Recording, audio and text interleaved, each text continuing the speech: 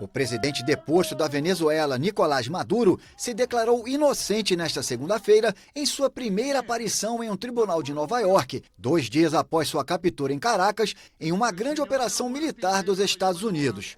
Perante o juiz, Maduro, de 63 anos, afirmou que continua sendo o presidente da Venezuela. Ele é acusado de tráfico de cocaína para os Estados Unidos, assim como sua esposa, Cília Flores, de 69 anos, que também se declarou inocente. Ambos foram retirados à força de Caracas no sábado, durante intensos ataques dos Estados Unidos, que incluíram comandos terrestres, bombardeios de caças e uma imponente força naval. A nova acusação também inclui o filho do presidente deposto, Nicolás Maduro Guerra, conhecido como Nicolásito, o ministro do interior venezuelano, Diosdado Cabello, e um traficante de drogas foragido. Maduro permanecerá detido em Nova York e a próxima audiência será em 17 de março. Qual?